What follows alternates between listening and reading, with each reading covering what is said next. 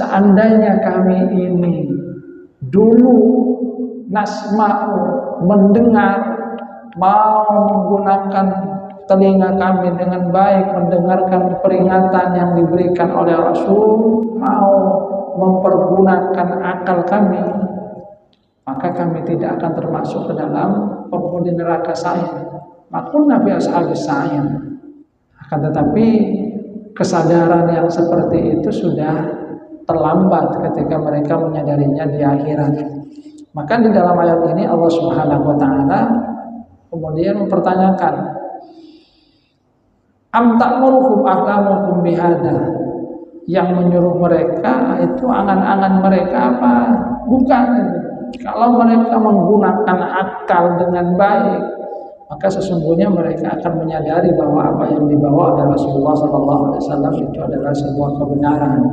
Jelas bahwa yang dibawa oleh Rasulullah SAW itu bukanlah syair, bahwasanya Rasulullah SAW itu bukanlah tukang tenung, Rasulullah itu bukanlah orang gila. Itu hanya kebencian dari mereka yang tidak mau untuk menerima apa yang dibawa oleh Rasulullah SAW.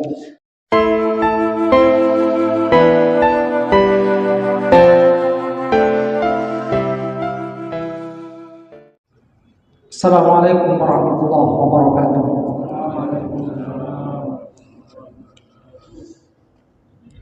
Innal hamdalillah nahmaduhu wa nasta'inuhu wa nastaghfiruh wa na'udzu billahi min shururi anfusina wa min sayyiati a'malina.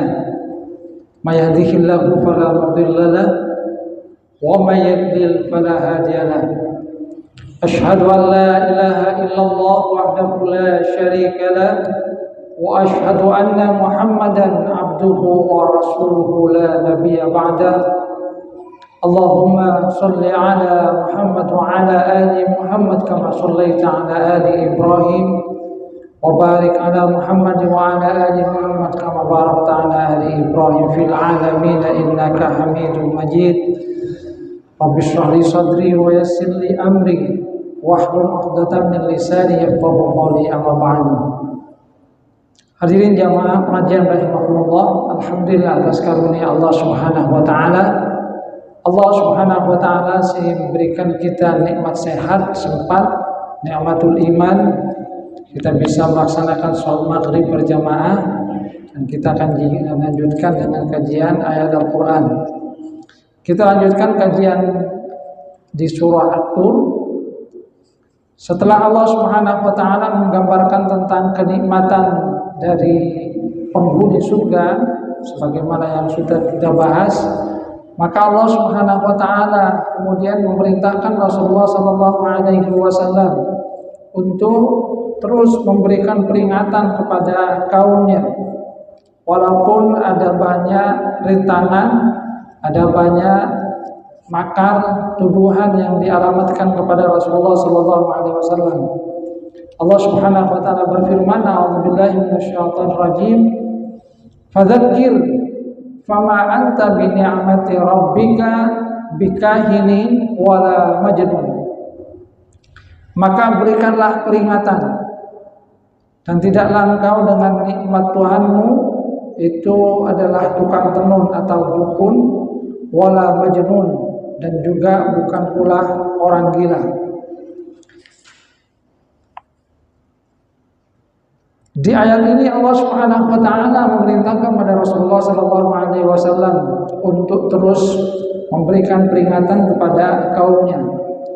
Walaupun kaumnya memberikan tuduhan-tuduhan yang bermacam-macam kepada Rasulullah sallallahu alaihi wasallam.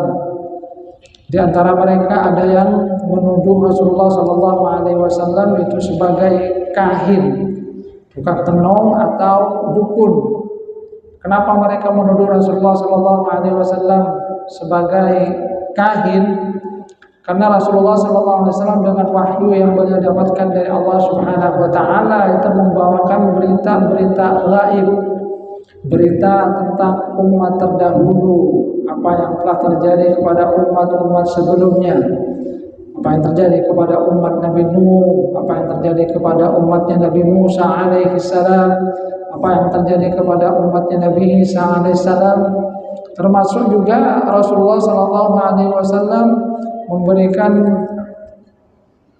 kabar atau berita tentang apa yang akan datang, yaitu tentang kiamat, tentang surga dan neraka, yang itu merupakan satu berita gaib yang dalam pandangan orang-orang yang tidak beriman kepada Rasulullah SAW, hal yang seperti itu adalah apa yang terjadi kepada dukun, tukang tenung.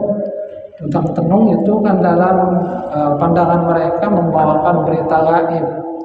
Ketika ditanya tentang sesuatu, mereka menyampaikan bahwa akan terjadi ini, akan terjadi itu, bahwasanya besok akan seperti ini. Ketika ditanya tentang nasib, bahwasanya seperti ini. Padahal beda dengan apa yang dibawa oleh Rasulullah SAW.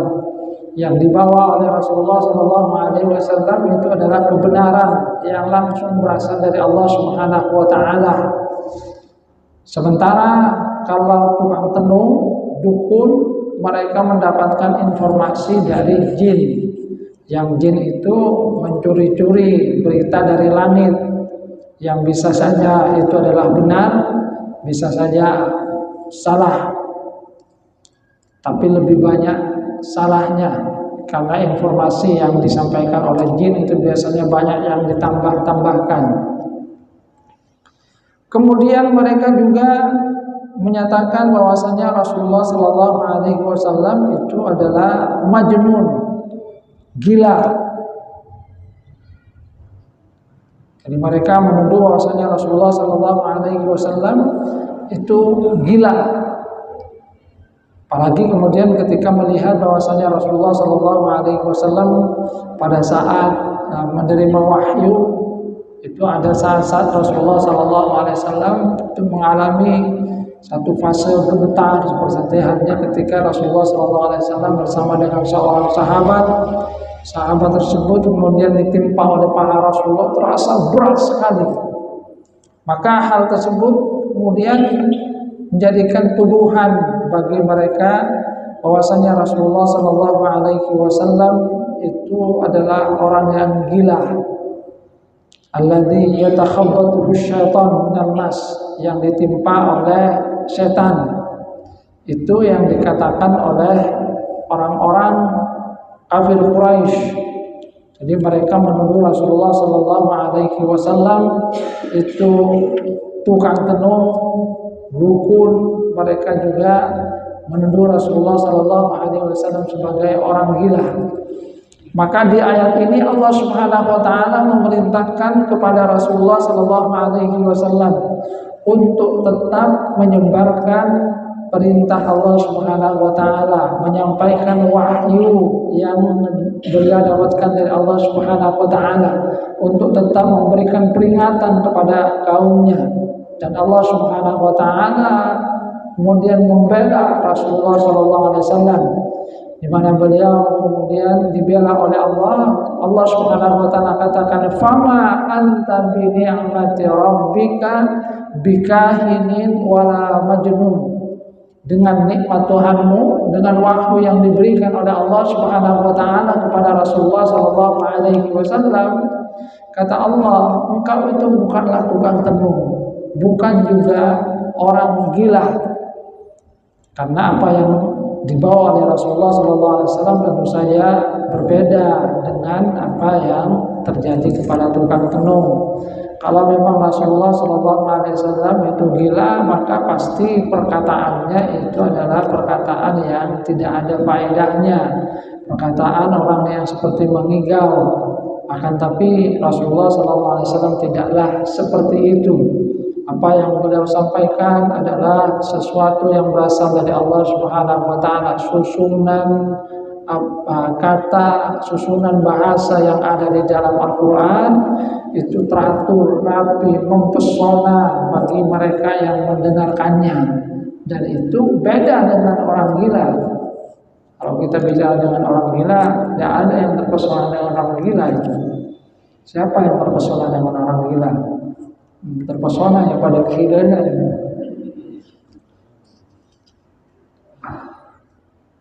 Allah Subhanahu wa taala katakan, "Wa ma anta bi nikmati rabbika bikahinin wala majnun." Allah Subhanahu wa taala sendiri yang membela Rasulullah sallallahu alaihi wasallam.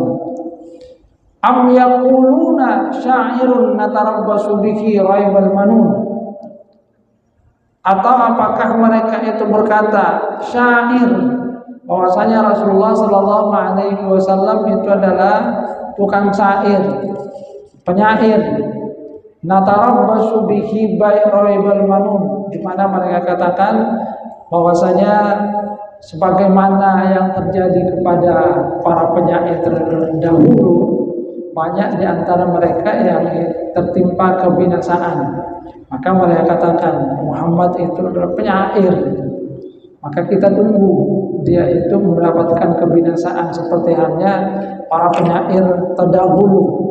Ada beberapa penyair terdahulu yang mereka mengalami kecelakaan, mengalami kebinasaan. Maka mereka mengatakan seperti itu. Anna Quraisy lamma jitama'u fi darin nadwa fi amrin nabi qala qailun ihbisu thumma tarabbasu bihi al-manun hatta yahlika kama halaka man qablahu min asy-syu'ara Syuhair wal Nabigha wal A'sha. Jadi mereka kemudian mengatakan, kita tahan saja dia, nanti kita lihat dia binasa, mendapatkan kecelakaan sebagaimana para penyair terdahulu yang mengalami kebinasaan, seperti halnya yang mereka sebut Syuhair, Nabigha, Al-A'sha. Nanti dia akan seperti mereka. Kenapa Rasulullah SAW dituduh sebagai penyair?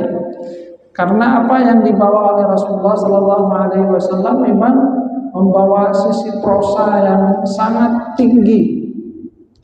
Jadi membawa sisi prosa yang sangat tinggi, sisi balaghah yang sangat tinggi, yang dalam pandangan mereka sama dengan apa yang dilakukan oleh para penyair terdahulu, sehingga mereka menuduh Rasulullah SAW sebagai penyair.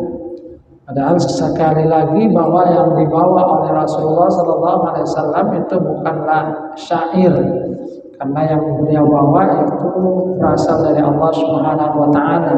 Memang mengandung sisi balaghah yang sangat tinggi. Akan tetapi apa yang dibawa oleh Rasulullah SAW itu tidaklah seperti halnya syair yang dibuat oleh manusia. Bagi mereka yang sangat mengerti tentang persoalan prosa, tentang persoalan sisi balaghah dari bahasa, maka pasti akan mengetahui bahwa apa yang dibawa oleh Rasulullah SAW berupa wahyu itu tidaklah mungkin untuk dibuat oleh manusia, dan itu yang sudah diakui oleh mereka. Seperti yang pernah saya ceritakan, bagaimana Al-Walid ibn Mughirah ketika pertama kali mendengar ayat Al-Quran yang dibaca oleh Rasulullah SAW, dia itu langsung terpesona. Dia katakan, wa innaha lahalawah, manis sekali, saya senang sekali mendengarnya. Ini tidak mungkin dibuat oleh manusia, karena hal yang seperti itu memang bukan di dalam jangkauan buatan manusia, sesuatu yang di luar kemampuan manusia. Dan kita akan dapatkan bahwa banyak sekali orang-orang Quraisy yang terpesona dengan ayat Al-Quran yang dibacakan oleh Rasulullah SAW. Bahkan seperti halnya Mus'ab bin Umair, dai yang diutus oleh Rasulullah SAW untuk berdakwah ke kota Yathrib. Beliau ketika membacakan ayat Al-Quran, ya terpesona juga. Usaid bin Udair yang pertama kali kemudian mau melarang Mus'ab untuk berdakwah. Kamu jangan berdakwah. Kata Mus'ab, bagaimana kalau kamu dengarkan saja dulu apa yang saya sampaikan. Kalau memang tidak cocok, tidak sesuai dengan apa yang kamu sangka, saya akan pergi. Siapa tahu itu cocok buat kamu. Maka kemudian Usaid duduk. Ya, saya akan dengarkan. Dan Mus'ab bin Umair kemudian membacakan ayat-ayat Al-Quran. Ketika dibacakan ayat Al-Quran, langsung terpesona. Wah, bagus sekali. Jadi yang tadinya ingin mengusir Mus'ab bin Umair supaya tidak berdakwah, diajak sudah, mari duduk saja dulu, dengarkan apa yang saya sampaikan. Kalau memang ini tidak berguna, tidak bagus, saya akan pulang gitu. Ternyata ketika duduk mendengarkan, langsung terpesona, tertarik, langsung kemudian masuk Islam. Karena memang Mus'ab bin Umair juga terkenal sebagai seorang yang mempunyai suara yang merdu. Bacaannya itu juga baik. Sehingga ketika membacakan Al-Quran, langsung terpesona yang mendengarnya. Ini membuktikan bahwasanya apa yang dibawa oleh Rasulullah SAW itu adalah sesuatu yang memang bukan buatan manusia. Tapi sekali lagi, mereka yang tidak beriman kepada Rasulullah SAW itu mencari-cari alasan, mencari-cari tuduhan, dituduh sebagai dukun, tukang tenung, dituduh sebagai orang gila, dituduh sebagai penyair. Padahal sesungguhnya mereka itu sangat mengagumi ayat Al-Quran yang dibawa oleh Rasulullah SAW. Hanya saja mereka itu membenci Rasulullah SAW. Sama dengan ketika mereka itu ingin menuduh Rasulullah SAW sebagai pendusta. Padahal mereka sendiri yang memberikan julukan kepada Rasulullah SAW sebagai Al-Amin, orang yang bisa dipercaya. Sehingga ketika ada yang mengusulkan bagaimana kalau mulai sekarang Muhammad itu kita beri julukan sebagai Al-Kadzab, pendusta, ternyata tidak setuju, tidak bisa. Dia itu bukan pendusta. Karena mereka sudah mengetahui dalam keseharian bahwasanya Rasulullah SAW itu memang tidak pernah berdusta. Ketika berdagang, beliau itu sangat jujur, dikenal sebagai orang yang menjaga amanah. Ketika mau diberikan julukan Al-Kadzab, mereka tidak setuju. Muhammad itu bukan pendusta. Jadi mereka sungguhnya mengakui bahwasanya Rasulullah SAW itu tidaklah berdusta, akan tetapi karena apa yang dibawa oleh Rasulullah SAW itu tidak sesuai dengan apa yang menjadi keyakinan mereka, apa yang menjadi keyakinan nenek moyang mereka, itulah yang membuat mereka mencoba untuk mencari-cari alasan supaya bisa menyalahkan apa yang dibawa oleh Rasulullah SAW. Maka dituduhlah sebagai tukang tenung, dituduhlah sebagai orang gila, dituduh juga sebagai penyair. Di dalam riwayat yang lain juga dituduh sebagai tukang sihir. Kenapa kemudian dikatakan sebagai tukang sihir? Karena apa yang dibawa oleh Rasulullah SAW itu memisahkan antara dua orang yang kemarin itu saling berkasih sayang, seperti halnya suami dengan istri, suaminya masuk Islam, istrinya tidak, maka terpisah. Ada yang istrinya masuk Islam, suaminya tidak, maka terpisah. Ada yang anaknya masuk Islam, seperti halnya Mus'ab bin Umair, tapi ibunya tidak, sehingga kemudian terpisah. Nah, yang seperti itu yang kemudian dijadikan alasan oleh mereka, yang dalam hal ini secara yang dikatakan oleh Al-Walid bin Mughirah, nah, ini tukang sihir yang kemarin itu berkasih sayang karena apa yang dibawa oleh Muhammad, mereka kemudian saling bermusuhan. Dicari-cari alasan, itu hanyalah alasan. Termasuk dalam ayat ini adalah dijadikan dituduh sebagai penyair, padahal mereka mengetahui bahwa apa yang dibawa oleh Rasulullah SAW itu di luar kemampuan yang dimiliki oleh manusia. Ya, kita tunggu, kata mereka, kita tunggu dia itu binasa sebagaimana kebiasaan lebih dahulu, bahwa ada banyak penyair yang mengalami kebinasaan, mengalami kecelakaan. Maka Rasulullah SAW diperintahkan oleh Allah Subhanahu Wa Taala, "Qul tarabbasu," katakanlah wahai Muhammad, ayo kita tunggu. Fa inni ma'akum minal mutarabbisin. Saya juga termasuk yang nunggu. Kira-kira yang celaka itu siapa duluan? Kalian menginginkan saya mendapatkan kecelakaan. Nah, sekarang kita sama-sama tunggu. Ayo kalian tunggu. Apakah saya memang akan mendapatkan kecelakaan, mendapatkan kebinasaan sebagaimana yang kalian harapkan, ataukah sebaliknya kalian yang nanti akan mendapatkan kecelakaan, kebinasaan? Fa inni ma'akum minal mutarabbisin. Saya juga termasuk orang yang menunggu bersama dengan kalian. Itu yang kemudian diperintahkan oleh Allah Subhanahu Wa Taala kepada Rasulullah Sallallahu Alaihi Wasallam. Qul lahum ya ayyuhar rasul, katakanlah wahai Rasul, intadhiru mauti au halaki, silahkan kalian tunggu kebinasaan saya atau kematian saya. Fa inni ma'akum minal muntadhirina li'aqibatil amr. Saya juga bersama kalian sama-sama termasuk yang menunggu bagaimana kesudahan dari perkara ini. Wa qada illahi fikum, dan juga bagaimana ketentuan dari Allah Subhanahu Wa Taala terhadap kalian.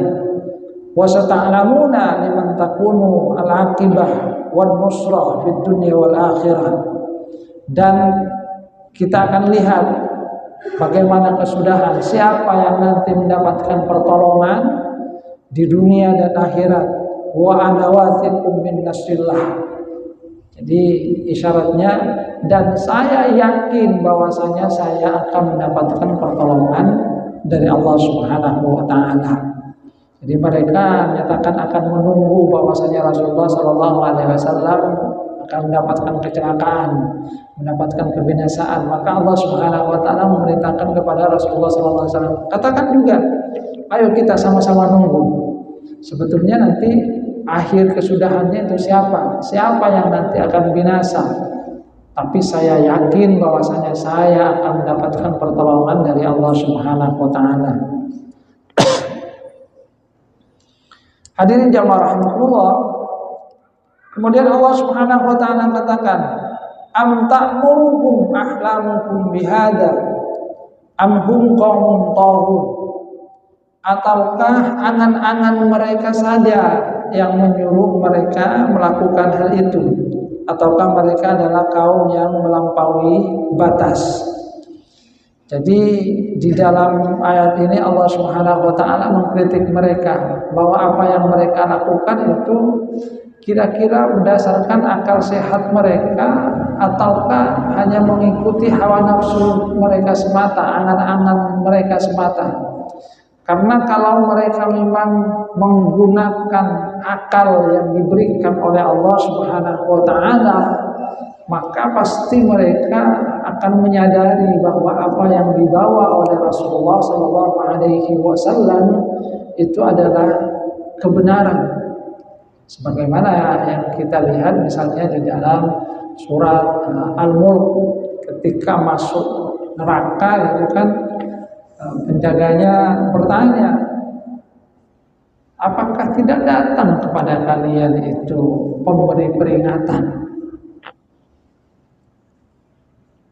Mereka kemudian katakan, yaitu di akhirat sudah, qalu bala qad ja'ana nadhirun fakadzdzabna wa qulna ma nazzallahu min syai' in antum illa fi dhalalin kabir. Ketika datang kepada mereka Rasul, mereka mendustakannya. Mereka katakan bahwasanya Rasul itulah yang berada dalam kesesatan. Dan baru pada saat itu mereka menyadari, wa qalu law kunna nasma'u aw naqilu, seandainya kami ini dulu nasma'u, mendengar, mau menggunakan telinga kami dengan baik, mendengarkan peringatan yang diberikan oleh Rasul, mau mempergunakan akal kami, maka kami tidak akan termasuk ke dalam penghuni neraka sa'ir. Makun Nabi Ashabis sa'ir. Akan tetapi kesadaran yang seperti itu sudah terlambat ketika mereka menyadarinya di akhirat. Maka di dalam ayat ini Allah Subhanahu wa taala kemudian mempertanyakan, am ta'muruhum ahlamuhum bihadza, yang menyuruh mereka itu angan-angan mereka apa? Bukan. Kalau mereka menggunakan akal dengan baik, maka sesungguhnya mereka akan menyadari bahwa apa yang dibawa oleh Rasulullah SAW itu adalah sebuah kebenaran. Jelas bahwa yang dibawa oleh Rasulullah SAW itu bukanlah syair, bahwasanya Rasulullah SAW itu bukanlah tukang penuh, Rasulullah itu bukanlah orang gila. Itu hanya kebencian dari mereka yang tidak mau untuk menerima apa yang dibawa oleh Rasulullah SAW. Amhum qaumun taghun, ataukah mereka itu adalah kaum yang melampaui batas?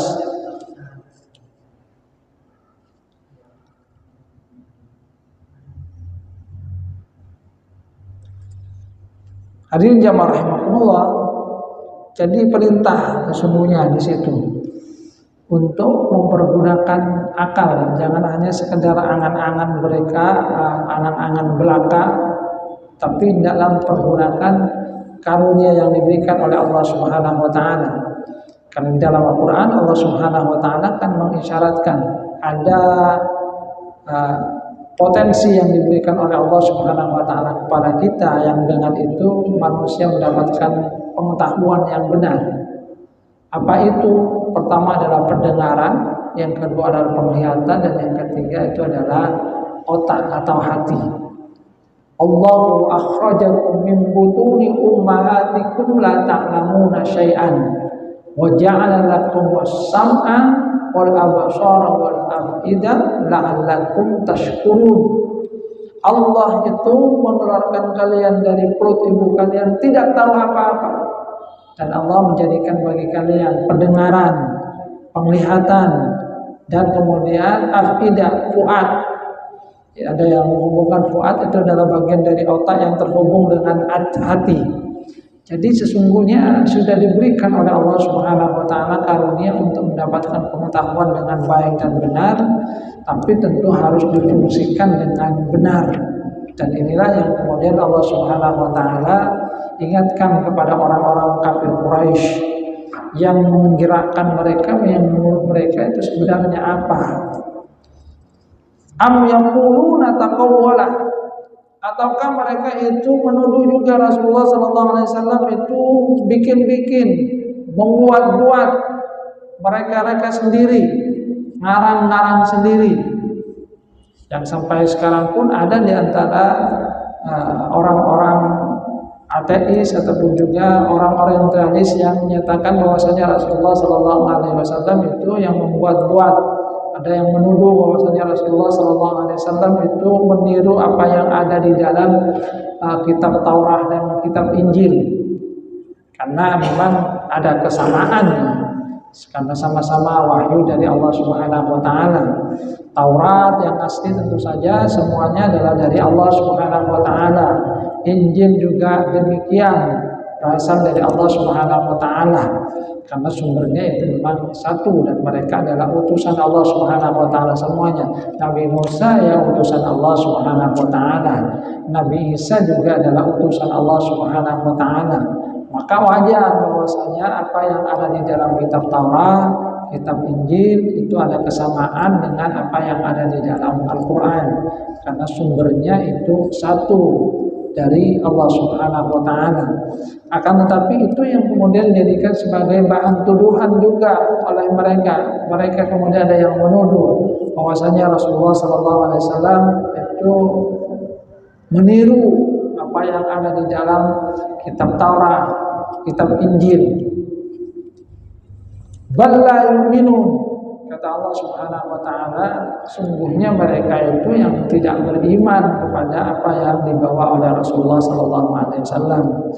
Jelas kata Allah Subhanahu wa taala, mereka yang menuduh Rasulullah itu belajar kepada seseorang itu kemudian berbeda. Apa yang dibawa oleh Rasulullah adalah lisanun arabiyyun mubin.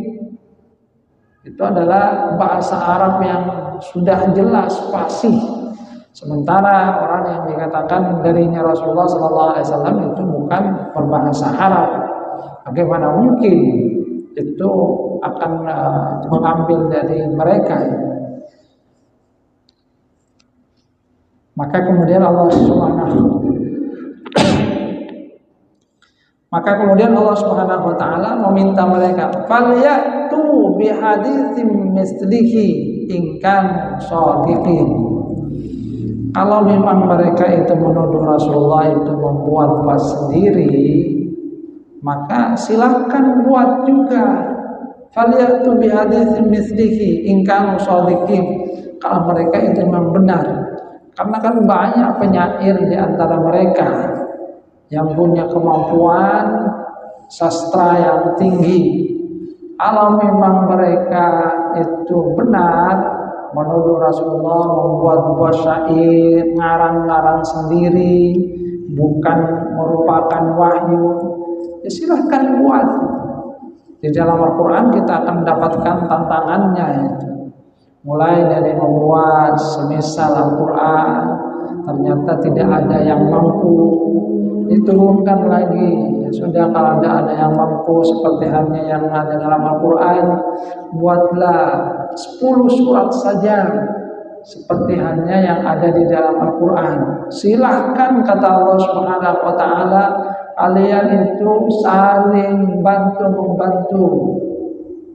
Kumpul. Satu orang nggak bisa buat sendiri, silahkan para pakarnya, pakar syair kumpul membuat 10 saja. Dan ternyata tidak ada yang mampu untuk membuat. Sampai terakhir ya sudah 10 tidak mampu, satu saja, satu surat yang semisal dengan Al-Quran. Dan ternyata tidak ada yang mampu. Karena memang sisi belaghahnya tinggi, kandungannya itu juga sangat berisi. Seperti yang pernah saya sampaikan, Musailamah Al-Kadzdzab coba-coba membuat, tapi amat sangat jauh dengan apa yang ada di dalam Al-Quran. Seperti yang pernah saya sampaikan, membuat surat Al-Fil, wa ma adraka mal fil, Al-Fil wa ma adraka mal fil, khurtumuhu tawil, wa dailuhu qasir. Itu kemudian disampaikan kepada Amr bin As. Coba, ini saya juga dapat wahyu seperti hanya Muhammad. Coba baca Al-Fil, gajah. Oma adraka fil, tahukah kamu gajah itu apa? Khurtumuhu tawil, belalainya itu panjang. Wadailuhu qasir, sedangkan ekornya pendek. Kata Amr bin As, tidak usah nunggu wahyu, dari dulu sudah tahu bahwasanya gajah itu belalainya panjang, ekornya pendek. Buat apa nunggu wahyu? Dari dulu sudah tahu. Makanya kata Amr bin As, saya tahu sekarang bahwasanya kamu itu adalah pendusta. Karena yang kamu buat itu adalah buatan orang gila ya.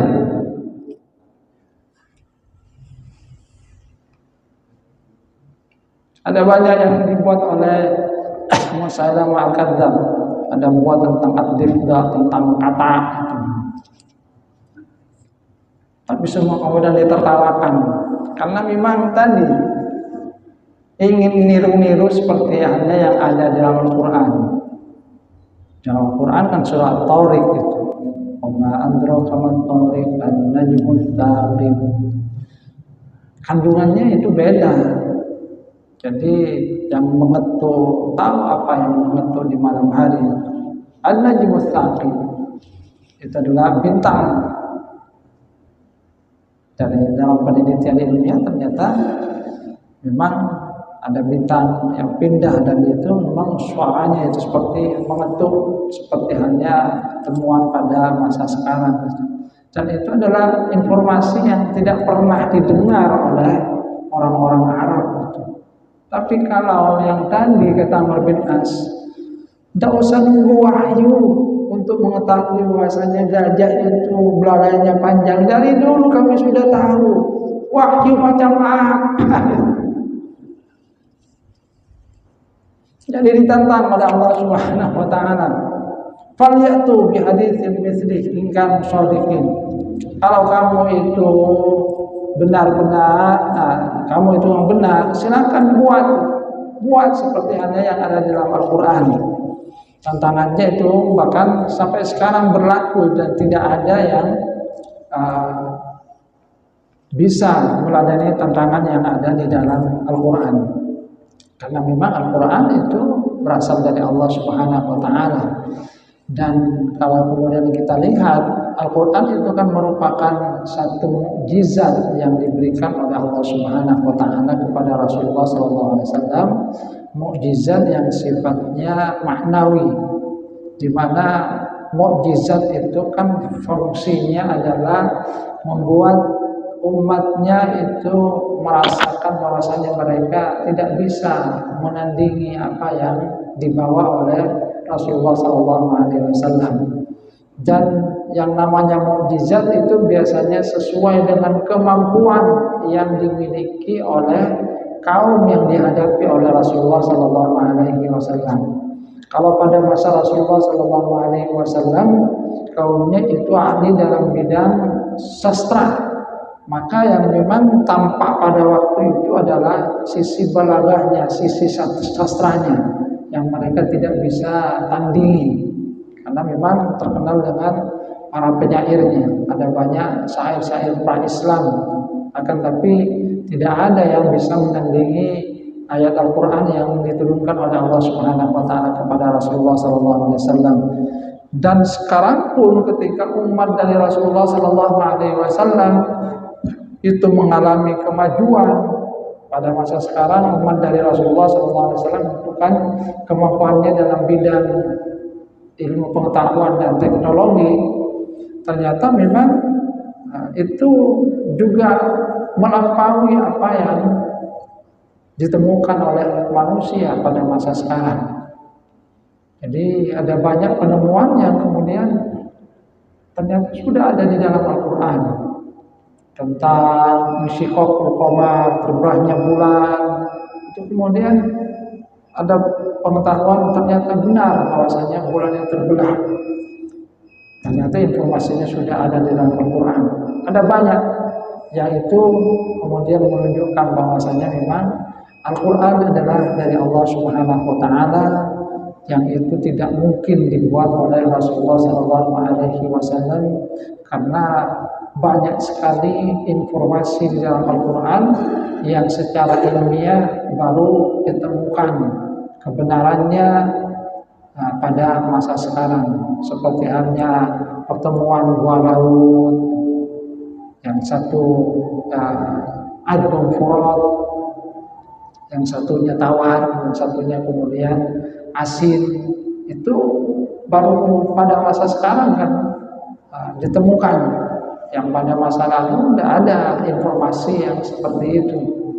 Jadi artinya penemuan-penemuan yang seperti itu akan membuat bagi mereka yang sekali lagi terbuka hatinya, mempergunakan akalnya dengan baik, akan menyadari bahwasanya Al-Quran yang diturunkan oleh Allah Subhanahu wa taala kepada Rasulullah SAW itu memang adalah wahyu yang berasal dari Allah, bukanlah buatan Rasulullah SAW, bukanlah karangan dari Rasulullah SAW, karena isi yang ada di dalamnya memang melampaui masanya. Hadirin jamaah rahimahullah, sudah isya, mudah-mudahan apa yang kita kaji bermanfaat. Kurang lebihnya mohon maaf. Wabillahi taufiq wal hidayah. Wassalamualaikum warahmatullahi wabarakatuh.